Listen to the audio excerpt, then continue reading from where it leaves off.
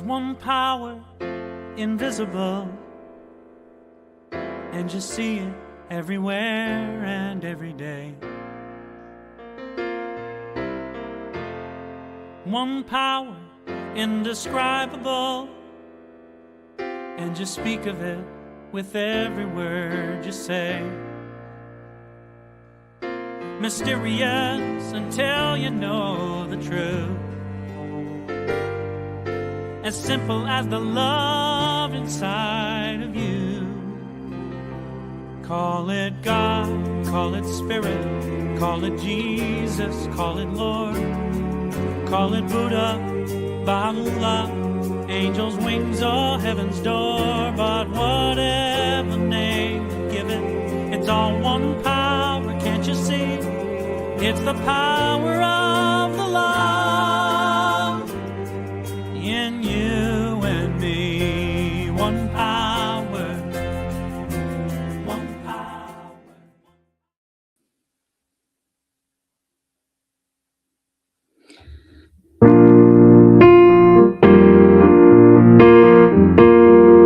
Good morning, everybody.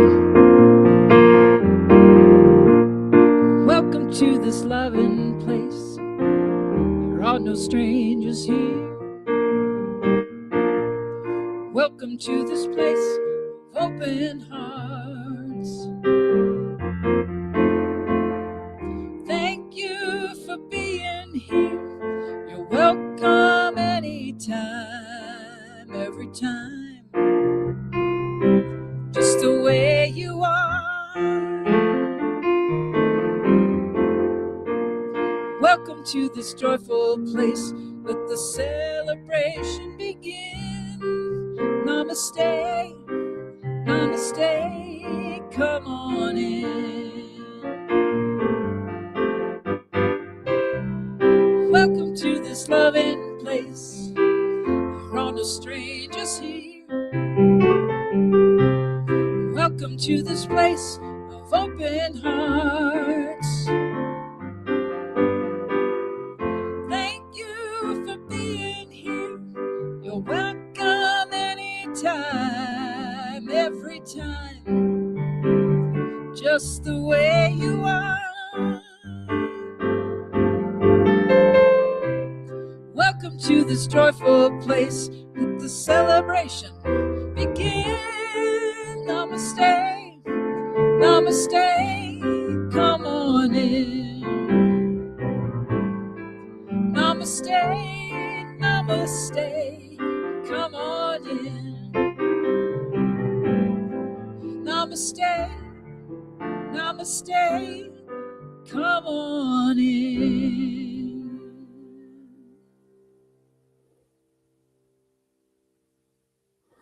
Namaste to you too, Reverend Kit Holmes. All right, good morning. Such is the nature of life that all it asks and all it wants is the opportunity to appear.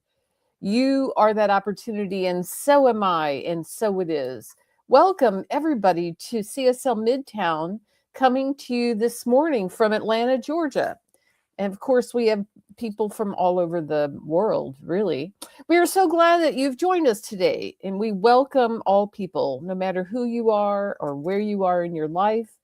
We welcome all those who are listening online, either live right now or on our recording. You know, our center is diverse, and it's such a beautiful diversity of life that we experience here. So we welcome you.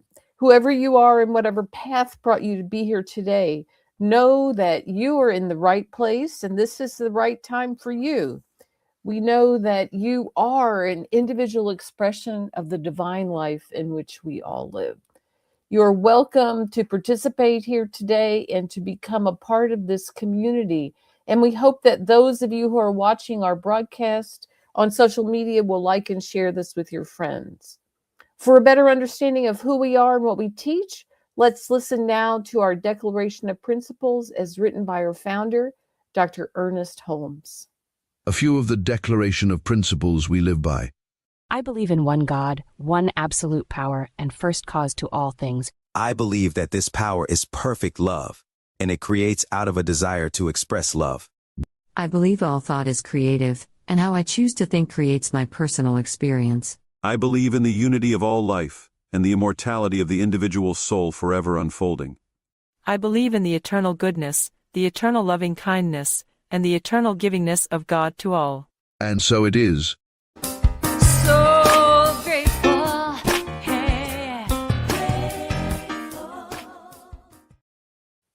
Check out our website, cslmidtown.org, for the full Declaration of Principle. My name is Judy Aehle, and I'm the practitioner for today's service. And we continue the theme for March, What If? And today our topic is, want to change the world? Do it. The affirmation for today is, I change the world by healing what lives within me. At the center of our being is this divine person, this creative power, this infinite presence. The divine spirit is within each one of us as we accept the nature of our real self. You know, happiness is defined as an inward sense of security and safety. And changing the world is about transforming our thoughts, beliefs, and consciousness so completely that the outer world naturally has to shift. To change the world begins not only by changing and transforming what is inside of us, but also by seeing the divine in all people around us. Envision a world where everyone's happiness is a shared priority. See beyond the limits of how it's always been. Energize change from the inside out. Happiness is our birthright. Seeing God in each other dismantles the invisible walls that divide us. Change does not require force, but begins with a shift in consciousness. And I'm going to end this part with a couple of quotes. The first one from Emmett Fox, one of my favorites. Here it is. There is no difficulty that love will not conquer, no disease that enough love will not heal, no door that enough love will not open, and no gulf that enough love will not bridge, no wall that enough love will not throw down, no sin that enough love will not redeem. It makes no difference how deeply seated may be the trouble, how hopeless the outlook, how muddled the tangle, how great the mistake. A sufficient realization of love will dissolve it all. If only you could love enough, you would be the happiest and most powerful being in the world. And the last quote is from President Barack Obama. Change will not come if we wait for some other person or if we wait for some other time. We are the ones we've been waiting for. We are the change that we seek. So I am going to lead us now into a spiritual mind treatment or affirmative prayer. So I want us to just allow ourselves to really sink into the silence today. So if you're in a situation or a place where you can close your eyes, that would be a great thing to do. And allow yourself to take some nice, slow, deep breaths.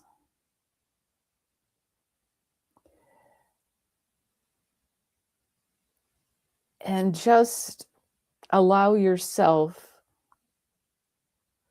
to open your heart and open your mind to this presence, to this silence that is really speaking to us. This silence that is God, that is spirit, that is everywhere present. And as I seek into this silence, I recognize and know that spirit, God, universal love is all that there is.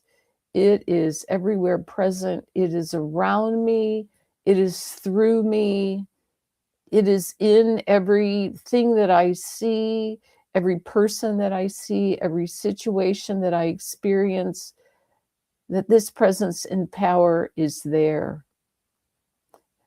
And I know that that we are all part of this power, that we are all connected with it, that we allow it to flow through our lives and into our hearts and our minds and into situations that we face, that we are dealing with, and that we are never separated from this power. And this power is a power for good.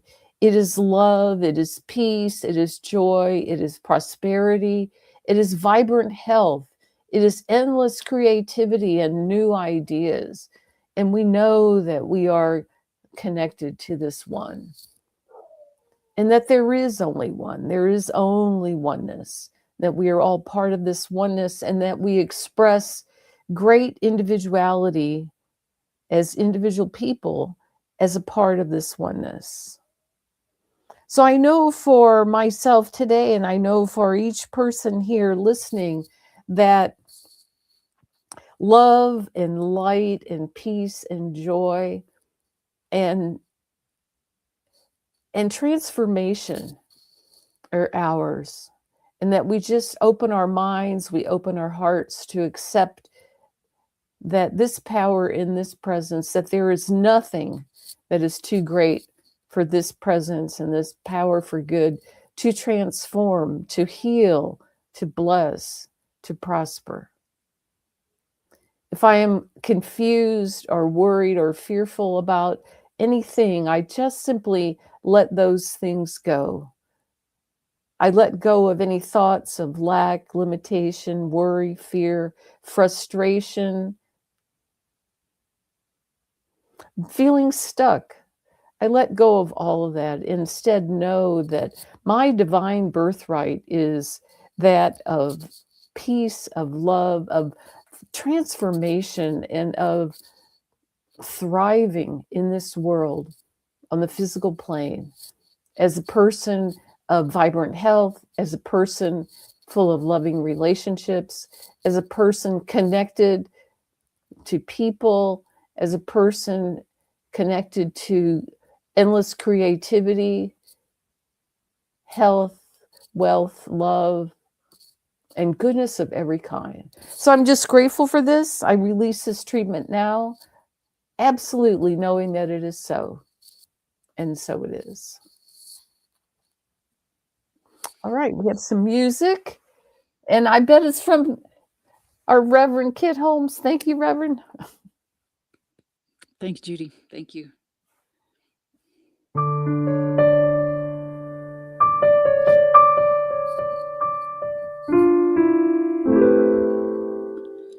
Come with me, and you'll see a world of pure imagination.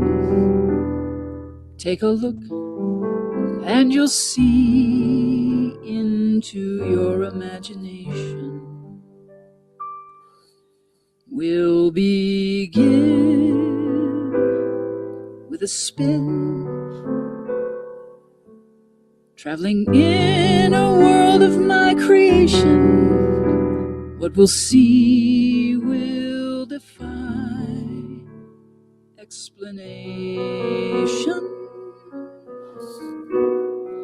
If you want to view paradise, simply look around and view it. Anything you want to do it. Want to change the world, there's nothing to it. There is no life I know to compare with your imagination. Living there, you'll be free if you truly wish to be. If you want to view paradise, simply look around and view it. Anything you want to do it. Want to change the world, there's nothing to it. There is no life I know to compare with your imagination. there you'll be free if you truly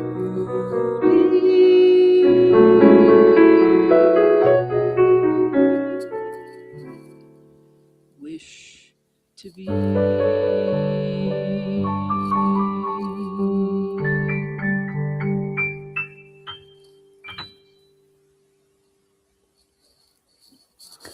All right, wonderful. Well, you all have seen and heard our speaker today, and we want to welcome Reverend Kit Holmes back to CSL Midtown.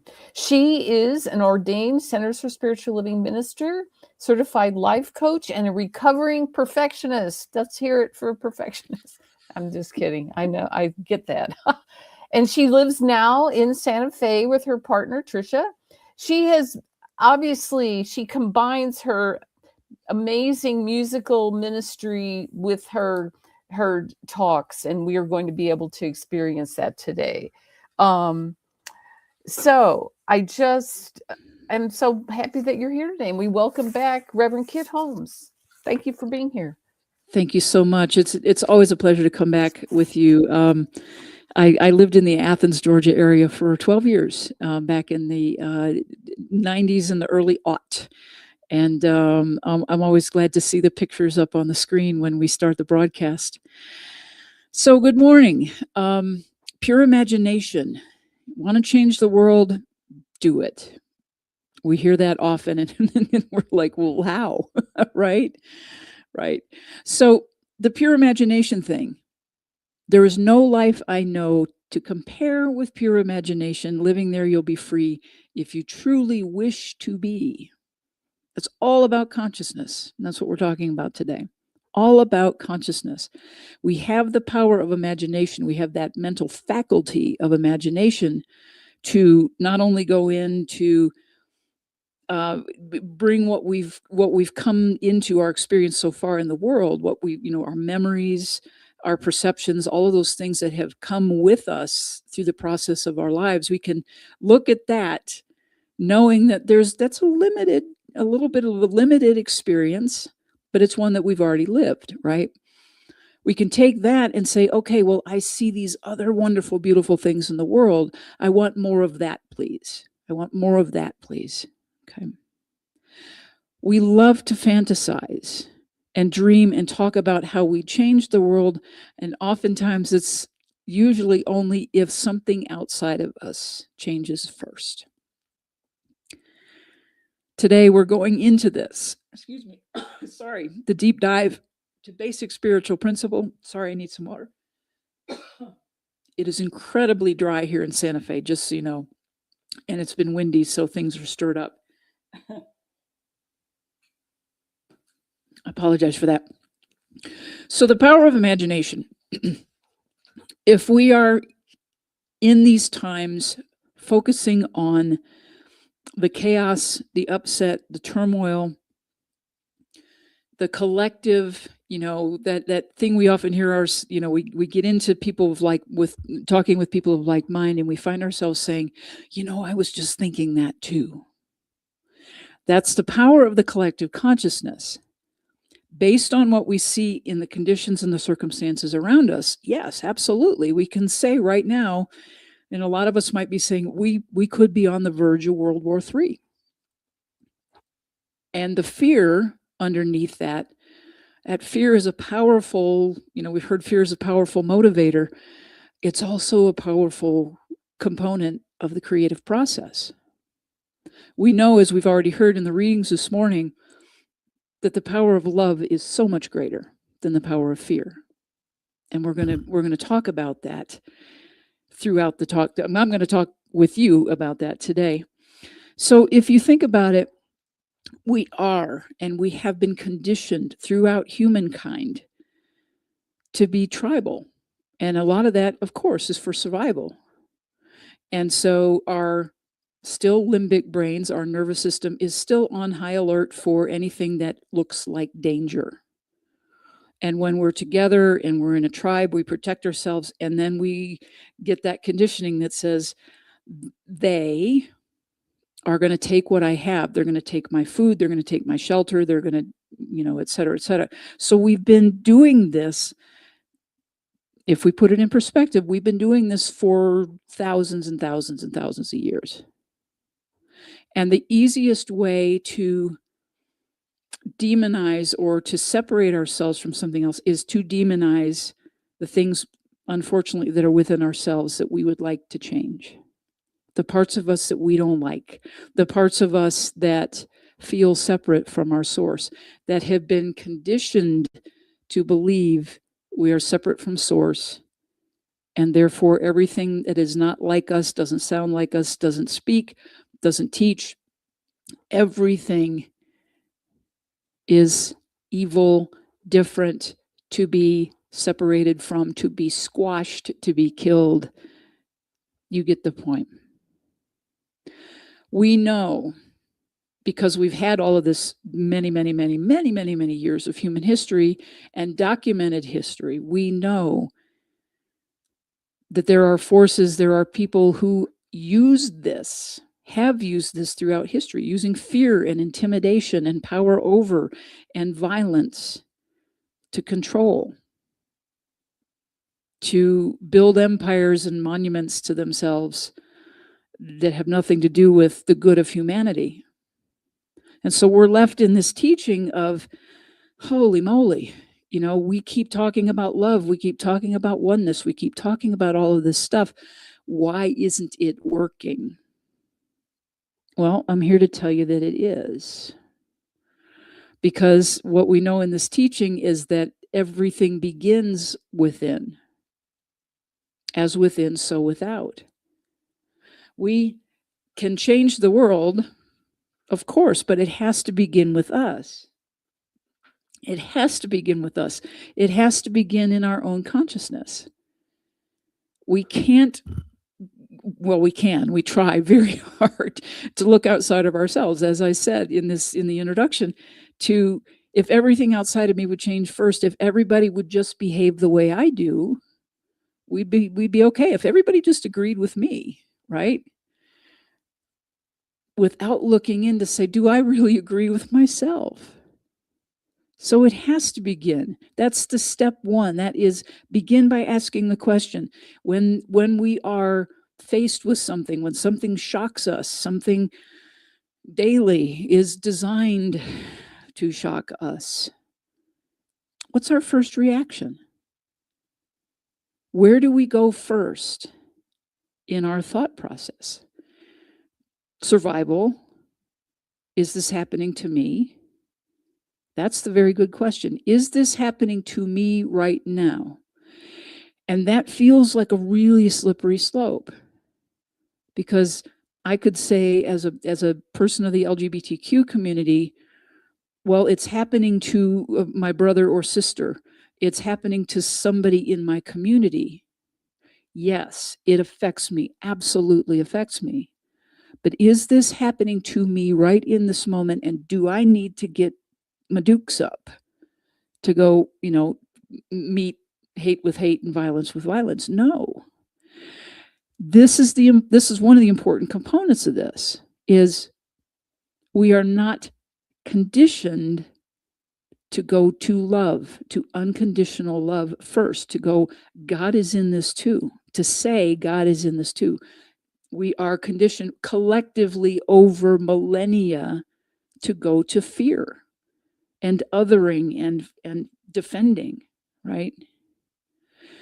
But inherently, we are built with the answer that says, God is in this too.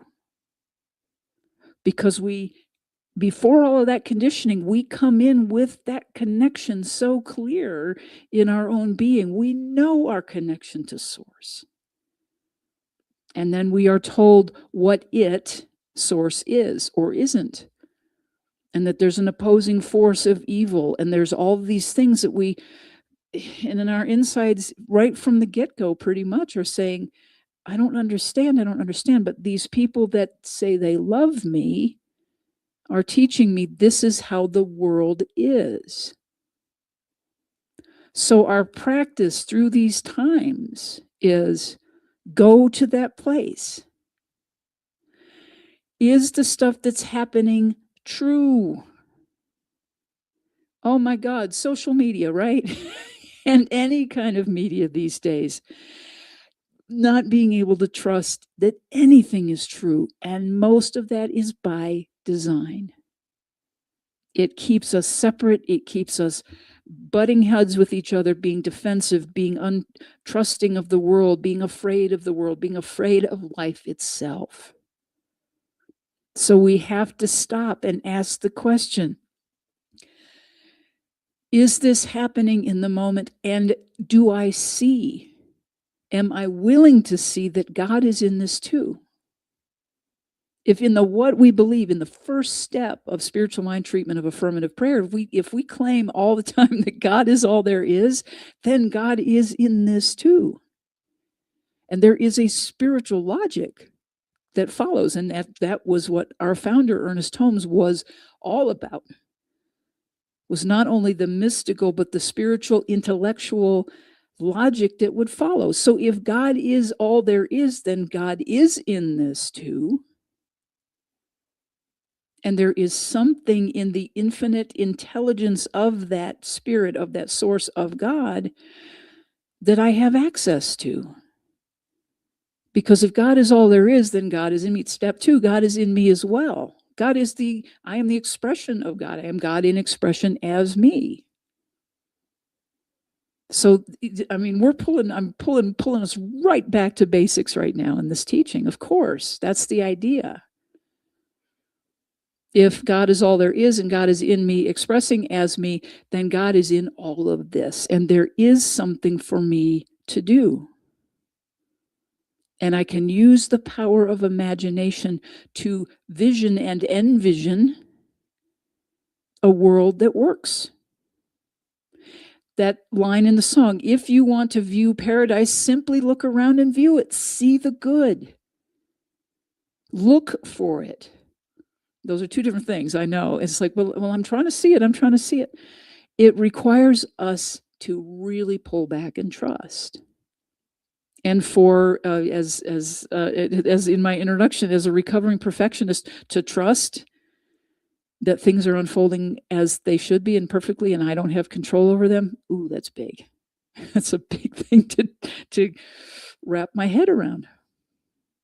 But it isn't about wrapping just my head around it. It is opening my heart to what is. And what is that unconditional love of God that is available to us all the time. Contained in that thing we call spiritual law or principle, the immutable law that everyone has access to, that we can use. That is the beginning of the Ernest Holmes when he used to do his radio show. There is a power for good in the universe greater than I, and I can use it. And it's all very dramatic, but it's so very true. So, do I spend time in practice focusing and directing my consciousness toward the good? That is a really good question to answer. Do I take a breath and step back for a moment and say, where are my thoughts going at this moment? We know that thought is creative, but we also know that it is the emotion behind the thought that gives it the momentum. So whether it's fear or whether it's love, we're going to get more of it if we are really wrapped up in it. And as I said earlier, we're conditioned to go to fear first. We are not, the choice to go to God first is conditioned out of us. So, am I expressing these things to others or to myself on a daily basis through my actions, or am I just talking about it? Am I talking about peace? Am I talking about abundance? Am I talking about being in balance and harmony with the world and being a good presence in the world? Am I, we can do that all day long, and a lot of people do. But am I putting my words into action? Am I living from that place that knows God is the only thing that's happening right now? I stay informed, of course, of what's going on in the world. but I don't, to the best of my ability, attach to it. And I know most of you do that as well. Not getting caught up in the drama, not getting sucked into doom scrolling, all of the things that just absolutely wreck our nervous systems. And I don't deny the days when I am absolutely heartbroken, when I see the cruelty in the world, when I see, and the thing is that I have to remember in all of this is we are not the first country that has gone through stuff like this. This is cyclic in nature throughout human history.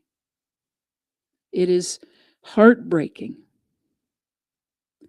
But underneath that is knowing or seeing or practicing enough, doing our inner work enough, being peaceful with ourselves, being peaceful with how we talk to ourselves, being kind and compassionate to ourselves. It's allowing ourselves to have our emotions without letting our emotions have us. That in itself is a lifelong practice of learning how to do that. So what do we do? What do we do? It seems daunting. It seems overwhelming. It seems like I don't even know where to begin. Well, we begin within. We always begin within. Turn to God first, right? Turning within, though, can be frightening. If we are living a life or we're coming into a life, especially in this teaching, and a lot of us have come to it from other faith traditions or spiritual teachings. I want to be careful how I say that. Faith traditions, formalized religion, or belief systems that say this is how God is, right? A lot of that is very damaging. A lot of that is very hurtful. Part of the bigger picture of control and using fear and intimidation. The fear of God. How many of us heard that growing up? I'll put the fear of God in you, right? I'm not afraid of God anymore. I was mad at God a lot of the times. But I'm not afraid anymore because I have moved through those places, those really uncomfortable places of doing the inner work to get to that place of understanding we do live in a very, very agreeable universe with a benevolent power that brought us here to be love, to be the expressions of it, to go into the world and do love, right? I was questioned as somebody a couple of weeks ago and asked me and was lamenting about doing inner work, and he was saying all this work that he's done, and he gets to this place with everything that's going on in the world. He's like, why? It just feels like sometimes like I'm the only one doing the work. Why do I have to do the work? Why can't other people wake up and do their work? And before I gave him an answer, immediately what went off in my head was the question, why? Why is this happening? Why do I have to do this? Why? Whine, WHINE. That's really what it can be. It can be that place of, okay, I have found a teaching, Science of Mind. I have found recovery. I have found a 12-step, some other support thing that has opened my life, reopened my life to my spiritual inheritance, to my spiritual divinity, to this magnificence that I was born with. So why can't everybody else see it? And therein lies the age-old question. It's our journey solely to find that within ourselves, to rediscover it. And the call for us, the call on our hearts for those of us who are taking that path is we answered a call to heal things, to heal generational things, so that we could be a demonstration to others that it is possible. I think we know throughout history we've had many, many master teachers who have brought us the same message. You can do this too. When you come from a place of love, everything can be healed. When you come from a mindset of possibility, of knowing there is an infinite possibility, those two work together. So my answer to this gentleman was basically, good for you. You're doing your work. You're doing your work. And thank you for doing your work in the world. Not attaching to the drama, not attaching to anything. Why? That question, why, is the most disempowering question we can ask. As I said, it keeps us in that victim place that everything outside of us must change before I do. We are here, as we heard from that reading that from Barack Obama, that piece of the Hopi prophecy is we are the ones we've been waiting for, and it must begin within. So we do that othering even in spiritual practice. Why aren't they doing their work?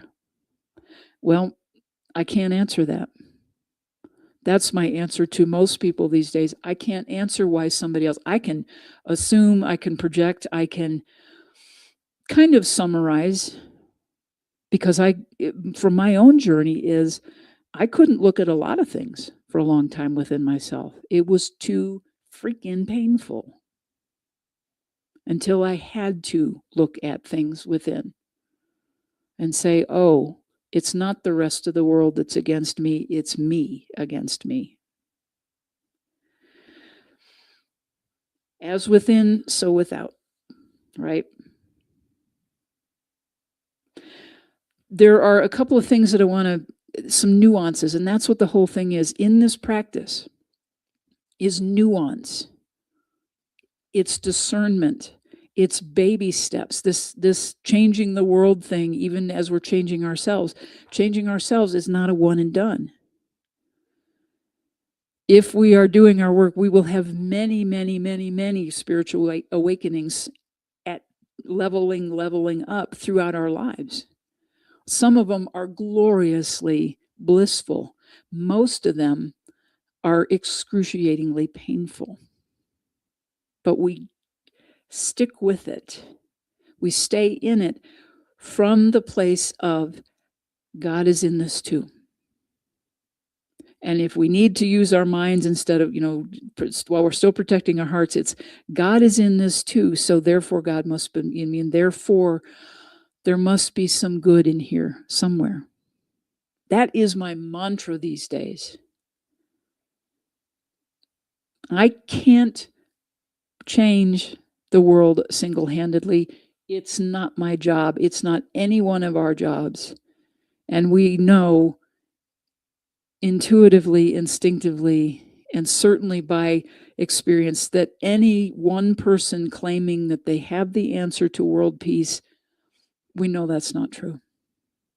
Or anything else. One person saying, I have all the answers to what God is. I have all the answers to what true abundance, true love, true all of those things. Even Ernest Holmes said, I'm expressing basically in this little window, this little snapshot of time in my life, this is what I believe. This is a philosophy that I'm working with. And he used that beautiful phrase, but I'm open at the top. And we must remain open to the top for new ideas, for the next leveling up of understanding. Using curiosity and intuition and a sense of wonder, approaching everything with a sense of curiosity. What is this teaching me? Where am I seeing God in this? Right. One of the things about becoming or not becoming being a recovering perfectionist is, as I said, is the first place is you got to go within. And you recognize, oh, I have to change. I have to change. one of the things that came to me just in this morning, as it does when I'm usually working on a talk, right before it, there's something will pop in. It's like, ooh, okay, I get it. And that was, let us not confuse the desire to change the world with a mistaken conditioned belief that we must change other people to do so. If you're in any kind of recovery, that is one of the serenity prayer with the things and the people. I cannot. You can't. Nobody can change somebody else. We can try to force them. We can force our projections. We can force our beliefs, our perceptions, our experience. We can try to force it on someone. But I can guarantee you that anybody in this room today, if somebody tells you what you should do, you're probably going to get a little defensive. And instead, it's living by example. Living as the example of love and peace and compassion and kindness, even when the rest of the world is literally blowing up around us. We can't, as I said, we are not the first country, we are not the first civilization that has ever gone through this kind of stuff. It looks different because, from my experience of living in the United States, in my lifetime, this is the first time as an adult something on this scale is taking place. But here's what I believe. Because of our teaching, because the ancient wisdom, because the consciousness and the intention and people being willing to open to, there is something within me that wants to change. Something has changed within me. Things are not the same. I digress. But I think you know what I'm saying. We have that inherent, that God speaking in spirit, saying, tugging at us, saying, grow, grow, grow, grow, evolve. You can do this, and you have everything at your disposal to be able to do this. And enough of us have been doing this for a period of time that the shift is coming. The shift is happening. And everything that's showing up now is everything unlike kindness, compassion, empathy, unconditional love. So we keep at it. So how do we do this? Here we go. The first premise, the first motto, the tagline of everything from Science of Mind is change your thinking, change your life, right? Before anybody else ran with it and monetized it and, claimed it as their own. That's what Ernest Holmes says. That's the core of our teaching. We must change our thinking. We are always just one thought away from a huge shift in consciousness. And it has to be incremental. It is a process. It is not a one and done. So how do we do this? Be willing to look inside. Be looking at the patterns of your life. How do things keep showing up in your work, in your relationships, in your health, in your finances? You're going to see patterns, but it requires that courage and it requires gentleness to start looking within. Where are you on the scale of happiness or abundance or health? Does your happiness or your abundance or your health depend on the permission of others? Are you always waiting for somebody to tell you how to do your life? And as I said, when somebody directly does it, there are some of us who are like, cool, tell me what to do. I've heard myself say that, just tell me what to do, because I don't know. It's learning to trust that voice inside that does know how to do this. Adopting the phrase, isn't that interesting? I learned this many, many years ago from a mentor of mine. And what I mean by that is when someone comes to you, they're in the middle of they want to do gossip. They want to just, oh, the sky is falling, the world is horrid, so-and-so needs blah, blah, blah, blah, blah. To just sit calmly and look at them and say, well, isn't that interesting? Because there's two things that this is going to do. Number one, being interested and curious on what's happening can open something up to a more expansive kind of conversation. The second way that using "isn't this interesting" is it will shut down the gossip, the sky is falling, the doom and the gloom, because you're not agreeing with either side. You're not agreeing with this person that's, you're not jumping into the energy or the consciousness of, ain't it awful? So practice that.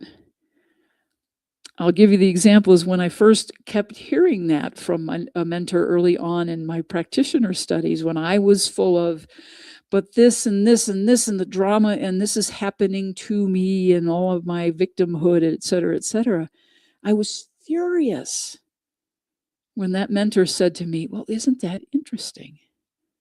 And I was furious because she was not engaging at the level that I was humming at. She was trying to pull me higher. And I am forever grateful that I learned that. So, isn't that interesting? And like everything else, it takes practice to remember to say it. And somebody will probably be mad at you because they're going to try to hook you and hook you and hook you. That is what is going on. Everything is a hook right now.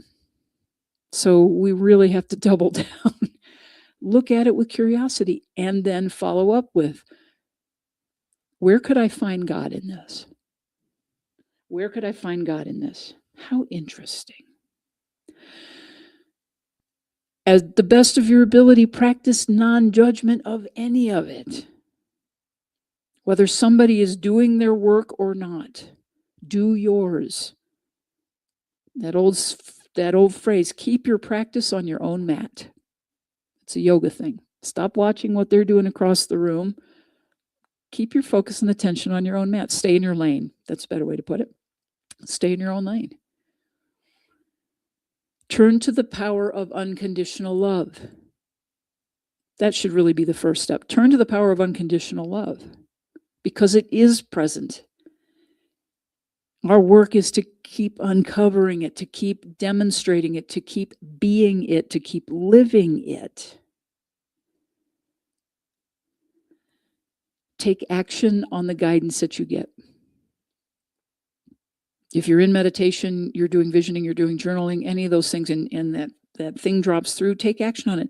And most importantly, if that action step or that guidance says rest, turn off the TV, turn off your phone, do it.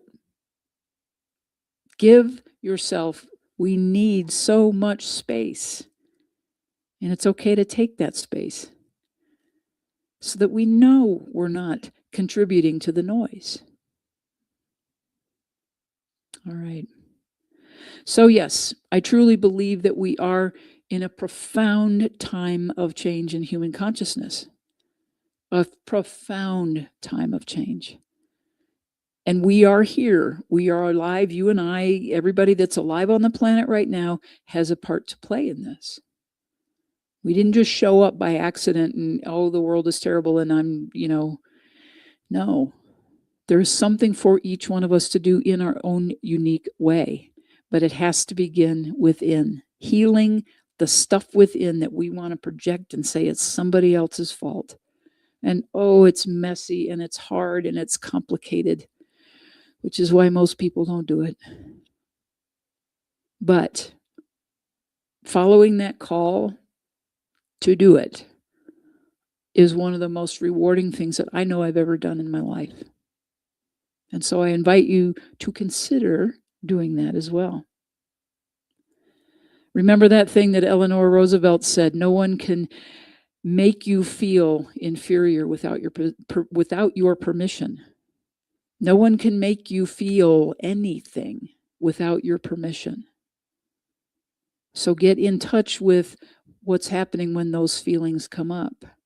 Heal it from within.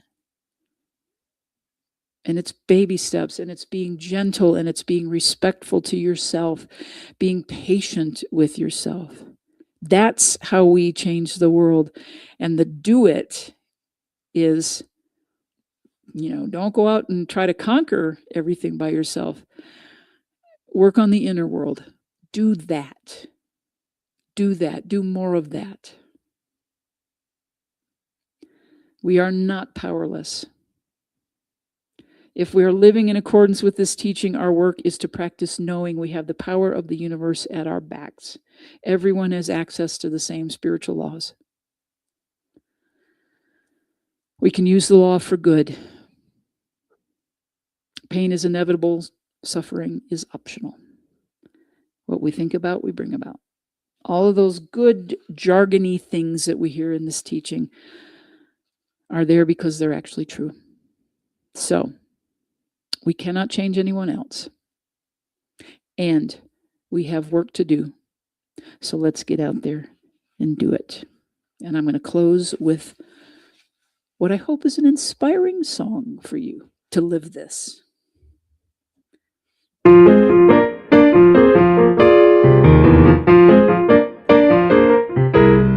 getting up early, getting down to business. I'm getting up early, getting down to business. My eyes wide open as my feet hit the floor. Opportunities knocking on my front door. I'm getting in early, getting down to business.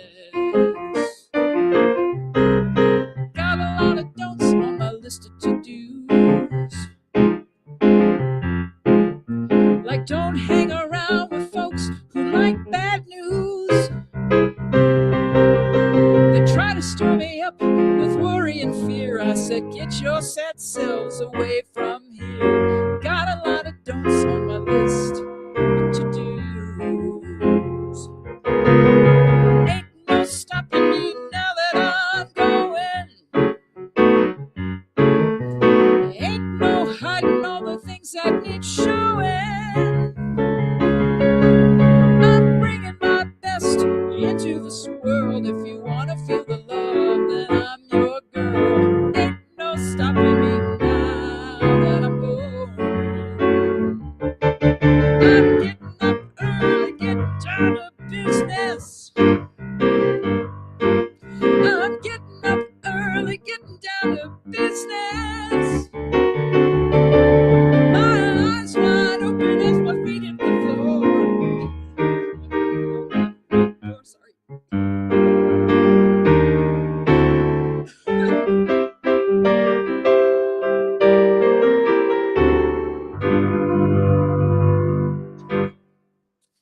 Thank you, Reverend Kit. It's all good. It's all good. We'll see you on Zoom in just a minute. It's okay. Thank you. All right. Now it's time for our conscious giving. So you can donate to us at cslmidtown.org/donate, or you can scan the QR code on our screen. What a wonderful message this morning. Timely, thoughtful, gave us something to do. So let's say our affirmation of prosperity. I live in a universe of abundance. As I freely and joyfully give, I join in the divine flow. And all that I share with life returns to me multiplied abundantly. So it is. So we got a couple of announcements. Next week, we got Reverend Dr. Jerry Troyer.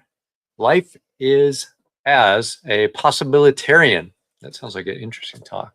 We have an adult study group that meets at 10 a.m. on Sundays. On the Zoom, you can go to cslmidtown.org and scroll down to the Zoom channel. Join them there. They're going through the Science of Mind textbook. I'd like to thank Reverend Judy Aehle for being our practitioner today. All right. And if you're not already on Zoom and you want to join us for a discussion with Reverend Kit, join us on Zoom. So here's our affirmation of life. I leave this place now knowing something better than I knew before. I go forth into the world with a heart full of love and a mind full of good sense. I look at the world in a greater way, knowing that I have within me everything I can need to create the life I desire. I give thanks for this understanding, and I am grateful for the spirit of life that lives through me. And so it is. Have a great week, everybody. Thanks.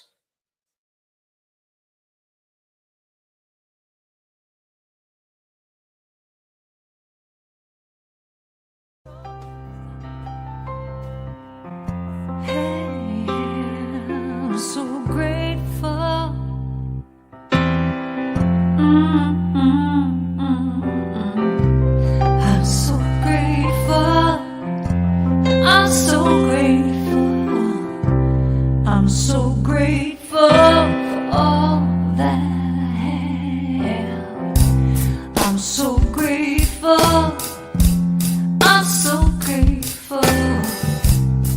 so grateful for all that I have. Hey!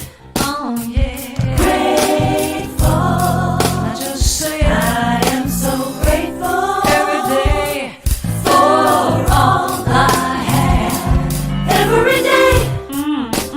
I'm so grateful. I'm so grateful. I'm so grateful for all I have. There is a power for good in the universe greater than you are, and you can use it.